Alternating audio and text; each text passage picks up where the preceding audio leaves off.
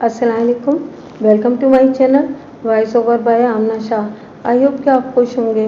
कहानी शुरू करने से पहले आपसे रिक्वेस्ट है कि अगर आपको मेरा कंटेंट पसंद आता है तो प्लीज़ मेरे चैनल को सब्सक्राइब करें और लाइक करें। आइए कहानी का आगाज़ करते हैं। मौजा जफरगढ़ में होने वाली अनहोनी ने हर पीरो जवां को वर्ताए हैरत में डाल दिया था। जफरगढ़ के आले दुआले के गांव देहात, कोट जामिन, कंगनपुर और अयूब नगर में भी जिसने इस नाकाबिले यकीन वाक़े के बारे में सुना, दांतों में उंगलियां दबा लीं। रोज़े रोशन की तरह ये वाज़ेह हकीकत ये थी कि गुज़िश्ता रात कोई नामालूम शख्स चौधरी फिरोज़ की एक टांग काटकर अपने साथ ले गया था। वो माह जनवरी की एक यकबस्ता रात थी। शब खून मारने वाले ने बड़े तहूर का मुजाहरा किया था। चौधरी फिरोज़ जफरगढ़ की आन बान और शान था। इसका रोब व दबदबा दूर दूर तक मशहूर था। किसी की मजाल नहीं थी कि चौधरी के सामने ऊंची आवाज़ में बात भी करे। किसी के वहमो गुमान में भी नहीं था कि कोई ऐसी जुर्रत भी दिखा सकता है। सच ये है कि होने वाली बात हो चुकी थी। किसी के यकीन करने या न करने से कोई फ़र्क पड़ने वाला नहीं था। जफरगढ़ मेरे थाने से महज 2 मील के फासले पर मशरिक़ में वाक़ था। इस थाने में मेरी तैनाती को अभी सिर्फ 3 माह ही हुए थे। एक ठंडी ठार सुबह में तैयार होकर अपने कमरे में पहुंचा तो यही खबर मेरी मुंतज़िर थी। मैंने इत्तला कुनिंदगान को फ़ौरन अपने पास बुला लिया। वो 2 अफराद थे, जिनमें एक चौधरी फिरोज़ का बड़ा बेटा चौधरी अकरम और दूसरा इसका एक नौकर शौकत था। चौधरी इकराम ने मुझे इस सानेहे के बारे में बताया। मैंने पूरी तवज्जो से उसकी बात सुनी। जब वो खामोश हुआ तो मैंने पूछा, चौधरी साहब इस वक्त कहाँ हैं? इन्हें हम रात ही को समंदरी के जनरल हॉस्पिटल ले गए थे, उसने भर्राई हुई आवाज़ में बताया। अब्बा जी की टांग में से खून किसी फव्वारे की तरह खारिज हो रहा था। हमें और कुछ नहीं सूझा तो फिलफौर इन्हें तांगे में डालकर हॉस्पिटल ले गए। छोटा भाई चौधरी इनाम अब्बा जी के पास ही है। मैं भी रात भर इधर ही था। अब्बा जी ने इस्तार किया कि इस वाक़े की रिपोर्ट दर्ज कराना ज़रूरी है। उन्होंने ही मुझे आपके पास भेजा है। चौधरी साहब एक दाना बीना इंसान हैं, मैंने कहा। ये एक इत्तेफाक है कि अभी तक मेरी इनसे मुलाकात नहीं हो सकी, लेकिन मैंने इनकी दानिशमंदी और बुर्दबारी के बारे में बहुत कुछ सुन रखा है। खैर, लम्हाती तवक्कुफ़ करके मैंने एक गहरी सांस खारिज की, फिर इजाफा करते हुए सवाल किया, हमलावर के बारे में कुछ पता चला? नहीं जनाब, वो नफ़ी में गर्दन हिलाते हुए बोला। अब्बा जी ने बस इतना ही बताया कि हमलावर 3 अफराद थे और उन्होंने पेशावर डाकुओं की तरह ढाटे लगा रखे थे। अब्बा जी की हालत को देखते हुए हमने ज़्यादा कुरेदा नहीं। ये तुम लोगों ने बहुत अच्छा किया। मैंने तारीफ़ी नज़र से चौधरी इकराम की तरफ देखा। जो भी पूछना है अब मैं ही इनसे पूछूंगा। चौधरी इकराम की उम्र 20 साल के करीब करीब रही होगी। वो एक दुबला पतला और दराज कामत शख्स था। इसकी आंखों में और चेहरे पर हुज़्न व मलाल की परछाइयाँ नज़र आ रही थीं, मगर मिजाजन वो ठंडी तबीयत का मालिक था।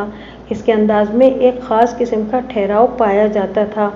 तो मैं समझ लूँ क्या आपने इस वाक़े की रिपोर्ट दर्ज कर ली है? उसने बोझल लहजे में इस्तफसार किया। हाँ, इब्तदाई रिपोर्ट दर्ज हो गई है, जिसे कच्ची FIR भी कहते हैं, मैंने तसल्ली आमेज़ अंदाज में कहा। पक्की रिपोर्ट में चौधरी साहब का बयान लेने के बाद तैयार करूँगा। आप अब्बा जी का बयान लेने कब अस्पताल आएंगे? उसने पूछा। इधर अस्पताल वालों ने हमारे असरो रसूख की बिना पर अब्बा जी का इलाज तो शुरू कर दिया है, लेकिन वो पुलिस की रिपोर्ट मांग रहे थे। मैं अभी समंदरी के जनरल अस्पताल रवाना हो रहा हूँ। तुम्हें इस सिलसिले में परेशान होने की ज़रूरत नहीं, मैंने मादिल अंदाज में कहा। अस्पताल वालों का मुतालबा अपनी जगह बिल्कुल दुरुस्त है। इस नौइयत के मामलात में पुलिस की रिपोर्ट के बगैर इन्हें किसी का भी इलाज करने की कानूनन इजाज़त नहीं होती। तो फिर आप मुझे इजाज़त दें, वो तशक्कुराना अंदाज में बोला। मैं हवेली जा रहा हूँ ताकि अम्मी जी को संभाल सकूँ। इस वाक़े ने अम्मी जी की हालत बहुत ख़राब कर दी है। इकराम, तुम्हें याद है एक काम करना है, मैंने उसकी आंखों में देखते हुए कहा। जी आप हुक्म करें। वो सवालिया नज़र से मुझे तकने लगा। जिस कमरे में ये अफसोसनाक वाक़या पेश आया है, वहाँ की किसी शे को इधर उधर नहीं करना, बल्कि मज़कूरा कमरे का दरवाज़ा और खिड़कियाँ तमाम बंद करवा देना, मैंने समझाने वाले अंदाज में कहा। मैं अस्पताल से सीधा हवेली आऊँगा। वक़ूआ का तफसीली नक्शा तैयार करना भी ज़रूरी है। हमने सिर्फ अब्बा जी को पलंग से उठाया था, उसने बताया। बाकी सब कुछ ज्यों का त्यों है। मेरे आने तक तो सब कुछ ज्यों का त्यों ही रहना चाहिए। मैंने चौधरी इकराम की आंखों में देखते हुए कहा, तुम मेरी बात समझ रहे हो ना? समझ गया थानेदार साहब, वो इस बात में गर्दन हिलाते हुए बोला। आप फिक्र न करें, मैं आपकी हिदायत का खास ख्याल रखूंगा।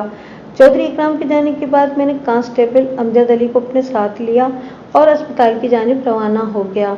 मेरा थाना तहसील समंदरी, जिला लाइलपुर, जो कि फैसलाबाद का एक दूर दराज इलाका था। जफरगढ़ के अलावा अयूब नगर, कंगनपुर, कोट जामिन, नसीराबाद और करमावाला नामी गांव भी मेरे थाने की हुदूद में आते थे। ताहम फिलहाल मुझे जफरगढ़ का मसला दरपेश था, जहां के बाजबरूद चौधरी फिरोज की एक टांग काटकर कोई अपने साथ ले गया था और चौधरी जख्मी हालत में समंदरी के जनरल हॉस्पिटल में पड़ा हुआ था। जब मैं चौधरी फिरोज के पास पहुंचा तो वह अस्पताल के बिस्तर पर लेटा हुआ था। इसे फौरी तिब्बी इमदाद दे दी गई थी। मैंने देखा कि इसकी बाईं टांग घुटने के नीचे से गायब थी। अस्पताल वालों ने निहायत ही जिम्मेदारी का सबूत देते हुए बाकी मानदार टांग पर इत्मीनान बख्श पट्टी कर दी थी। चौधरी के बेड के नज़दीक इसको छोटा बेटा इनाम एक चौबी बेंच पर बैठा हुआ था। मुझे देखते ही इनाम उठकर खड़ा हो गया। मैं चौधरी फिरोज के करीब बेंच पर बैठ गया। रस्मी अलेक सलेक के बाद मैंने उसका हालचाल दरियाफ्त किया तो वो एक ठंडी सांस खारिज करते हुए बोला, मलिक साहब, आपका बहुत बहुत शुक्रिया कि आप मुझे देखने आए। मैंने पिछले दिनों कई बार इरादा किया कि आपसे मुलाकात करने थाने जाऊंगा, मगर हर बार किसी ज़रूरी काम ने मेरे पाँव में बेड़ियां डाल दी। शायद कुदरत को हमारी मुलाकात इसी हाल में मंजूर थी। लम्हाती तवक्कुफ करके उसने हसरत भरे अंदाज में अपनी अधूरी टांग को देखा, फिर मुझसे मुखातिब होकर इन अल्फाज में इजाफा किया, अल्लाह का लाख लाख शुक्र है कि जान बच गई। हमलावर जो कोई भी था वो आपकी जान का दुश्मन नहीं था चौधरी साहब, वरना टांग काटने पर इक्तफा न करता। मैंने ठहरे हुए लहजे में कहा, जानी दुश्मन भला जान लिए बगैर कहाँ टलते हैं। बाकी जहाँ तक हमारी मुलाकात का मामला है तो इस सिलसिले में मैं आपसे मुकम्मल इत्तेफाक करता हूँ। मैंने भी कई बार आपकी हवेली यात्रा के बारे में सोचा, लेकिन जैसा कि आप जानते हैं कि मैंने 3 माह पहले ही इस थाने का चार्ज संभाला है। साबिक इंचार्ज साहब के ये काम अधूरे छोड़ गए हैं, बस इन्हीं में सर खपा रहा हूँ। आपकी तरफ आने का मौका ही नहीं मिल सका। मैं चौधरी से वक़्वे के बारे में कुछ पूछने ही वाला था कि डॉक्टर वहाँ पहुँच गया। डॉक्टर ने मुझसे सलाम दुआ करने के बाद चौधरी फिरोज का तफसीली मुआयना किया, फिर तसल्ली भरे लहजे में बोला, परेशानी वाली कोई बात नहीं है चौधरी साहब, आपको मज़ीद 1 दिन अस्पताल में रहना होगा। कल हम दोबारा आपके ज़ख्म का जायज़ा लेने के बाद पक्की पट्टी कर देंगे। मौसम ठंडा है, इसलिए ज़ख्म के ख़राब होने का कोई अंदेशा नहीं। बस हफ्ते में एक बार अस्पताल आकर पट्टी करवा लिया करें। इंशाअल्लाह महीने भर में आपका ज़ख्म ठीक हो जाएगा। मैं जो दवाएं लिख कर दे रहा हूँ वो आपने नहायत पाबंदी के साथ खाना है। फिर वो मुझसे मुखातिब होते हुए बोला, मलिक साहब, मैं मानता हूँ कि ये एक पुलिस केस था, लेकिन रात को 2 बजे चौधरी साहब को यहाँ लाया गया था और इनकी हालत ऐसी थी कि अगर इस वाक़े की FIR के इंदराज का इंतज़ार किया जाता तो चौधरी साहब की ज़िंदगी को कोई भी ख़तरा लाहक हो सकता था। कटी हुई टांग में से खून बड़ी तेज़ी से निकल रहा था। आप हमारी मजबूरी को समझ सकते हैं। किसी वजाहत की ज़रूरत नहीं डॉक्टर साहब, मैंने मादिल अंदाज में कहा, आपने जो भी किया खूब किया। तमाम कानून और कायदे इंसान के बनाए हुए हैं, लिहाजा ये इंसान से ज़्यादा अहम नहीं हो सकते। जब कभी इंसान की जान बचाने के लिए हराम चीज़ों का इस्तेमाल भी हलाल करार पाता है तो ये तो छोटी मोटी कानूनी बेकायदगियाँ क्या मायने रखती हैं। इंसान और इंसानियत की तक़दीम ज़रूरी है, बाकी सब कुछ इसके बाद। मैंने लम्हाती तवक्कुफ़ करके एक गहरी सांस खारिज की, फिर अपनी बात मुकम्मल करते हुए डॉक्टर से कहा, मैं ज़रा चौधरी साहब से ज़रूरी पूछताछ कर लूँ, फिर फारिग होकर आपके पास आता हूँ, ताकि अगर किसी कागजी कार्रवाई की ज़रूरत हो तो इसे पूरा कर लिया जाए। डॉक्टर ने मेरा शुक्रिया अदा किया और रुखसत हो गया। मैंने चौधरी फिरोज से मुखातिब होते हुए कहा, चौधरी साहब, अगर आपको बातचीत में कोई दिक्कत या दुश्वारी महसूस ना हो रही हो तो मैं आपसे चंद सवालात करना चाहूँगा। मैं बिल्कुल ठीक हूँ मलिक साहब, वो हिम्मत दिखाते हुए बोला, आप पूछें जो भी पूछना है, मगर मैं आपसे बिल्कुल अलहदगी में बात करना चाहता हूँ। मैंने सपाट आवाज़ में कहा, अमजद, तुम बाहर जाकर बैठो। मैंने अपने कांस्टेबल से कहा, फिर चौधरी इनाम की तरफ देखते हुए इजाफा किया, और तुम भी बरखुरदार। मैं अब्बा जी की औलाद हूँ, इनका सगा बेटा हूँ। चौधरी इनाम ने खफगी आमेज अंदाज में कहा। मुझसे क्या पर्दा? इनाम, चौधरी फिरोज ने बेटे की तरफ देखते हुए ठोस लहजे में कहा। मलिक साहब जो कह रहे हैं इस पर अमल करो। वो बुरा सा मुंह बनाते हुए तोहन और करहन कमरे से निकल गया। अमजद इससे पहले ही जा चुका था। मैं चौधरी फिरोज की जानिब मुतवज्जा हो गया और सरसरी अंदाज में कहा, चौधरी साहब मैं आज सुबह थाने में चौधरी इकराम से मिल चुका हूँ और अभी चौधरी इनाम का मूड भी देख लिया। आपके दोनों बेटों की फितरत और मिजाज में ज़मीन और आसमान का तफावत है। इकराम पानी है और इनाम आग। मैं गलत तो नहीं कह रहा? आपका अंदाज़ा बिल्कुल दुरुस्त है जनाब, वो ताहिदी अंदाज में गर्दन हिलाते हुए बोला। मैं खुद इनाम की वजह से फ़िक्रमंद रहता हूँ। ये बड़ी गुसीली तबीयत का मालिक है, हर वक्त लड़ने और मरने मारने पे तुला रहता है। सियाने सच कहते हैं, ऐसे जज्बाती और जल्दबाज पस्ता कामत लोगों की मत टखनों में बैठ जाती है, कभी अकल से काम ही नहीं लेते। जज्बाती होना कोई बुरी बात नहीं है चौधरी साहब, मैंने कहा, ये तो इंसान के जिंदा होने की दलील है, बस जज्बात पर काबू होना ज़रूरी है। चौधरी फिरोज ने इनाम को पस्ता कामत इसलिए कहा था कि इकराम की बनिस्बत उसका कद काफ़ी कम था और ये इकराम की तरह दुबला पतला भी नहीं बल्कि भरे भरे बदन का मालिक था। ताहम गिट्टों में मत बैठ जाने वाला मुहावरा उसने गलत बोल दिया था। दरअसल हद से ज़्यादा तवील कामत लमढेग टाइप अफराद के लिए ये बोला जाता है कि इनकी अकल खोपड़ी में नहीं गिट्टों में होती है। बस जी, अल्लाह जी इनाम को हिदायत दे, चौधरी ने मेरी बात के जवाब में कहा। वो उठते बैठते बस एक ही बात कर रहा है कि किसी तरह इस बंदे का पता चल जाए जिसने मुझे इस हाल को पहुँचाया है, फिर वो इस बदबख्त के टुकड़े करके चील कौओं को खिला देगा। चौधरी साहब अल्लाह का शुक्र है कि आप जिंदा सलामत हैं, मैंने असल मौजू की तरफ आते हुए कहा, लेकिन आप इस वाक़े को मामूली ना समझें। कोई शख्स आपकी हवेली में घुसकर आपकी टांग काट के ले गया, इससे जाहिर यही होता है कि वो बंदा आपसे शदीद नौयत की नफ़रत करता है। आखिर कौन हो सकता है? ये बात अभी तक मेरी समझ में भी नहीं आई मलिक साहब, वो सोच में डूबे हुए लहजे में बोला। मैं तो अपने कमरे में गहरी नींद सो रहा था। अचानक मेरी आंख खुली तो मैंने कमरे में 3 अफराद को देखा। उन्होंने ढाटों से अपने चेहरों को छुपा रखा था। 2 के हाथों में मुझे 2 नाली बंदूकें दिखाई दी, जबकि तीसरे ने तेज धार वाला एक खतरनाक बोगदा पकड़ रखा था, जैसा कि कसाईयों के पास होता है जिससे वो गोश्त का कीमा बनाते हैं। मेरा ख्याल है इसी बोगदे की मदद से इन जालिमों ने मेरी टांग काटी है। बात ख़त्म करके चौधरी ने एक झुरझुरी ली और फिर सरासीमा नज़र से मुझे देखने लगा।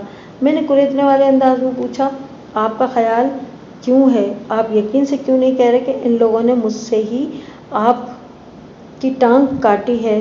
दरअसल बात यह कि उन्होंने मुझे कुछ देखने का मौका ही नहीं दिया, चौधरी फिरोज वजाहत करते हुए बोला। मेरी जैसे ही इन पर निगाह पड़ी, उन्होंने मुझे बिल्कुल अंधा और गूंगा बना दिया था।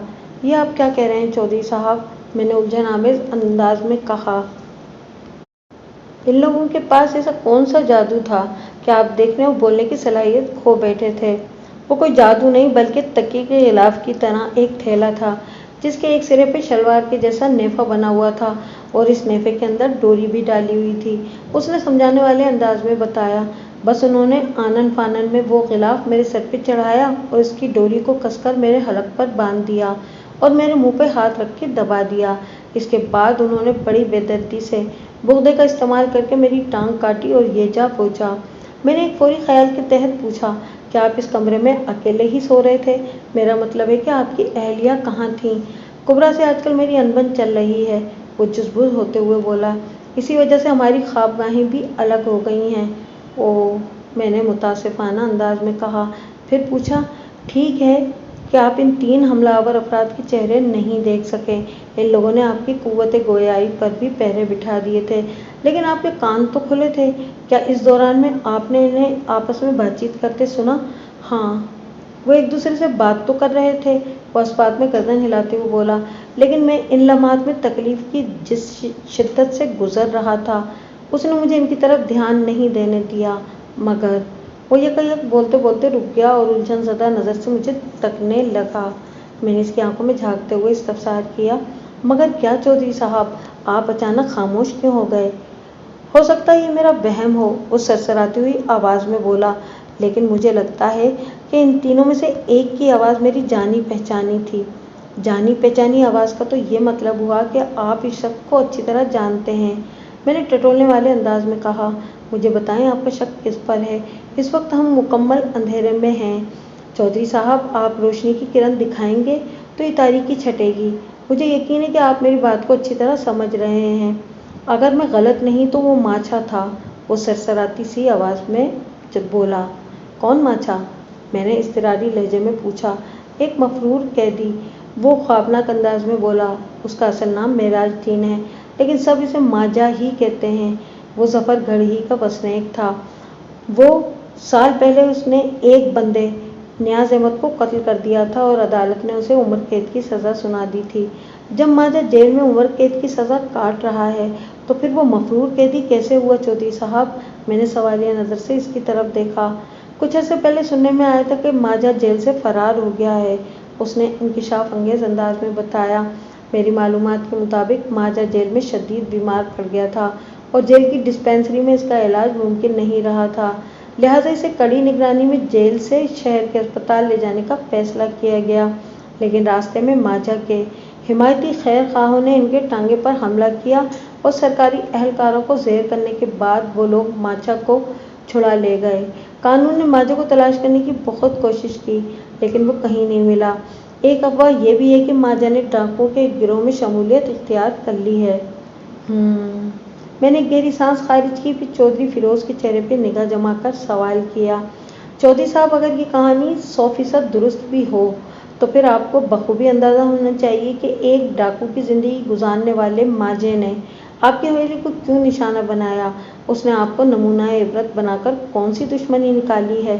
میرے سنسنی خیز استفسار نے چودھری کے چہرے پر زلزلے کے آثار پیدا کیے۔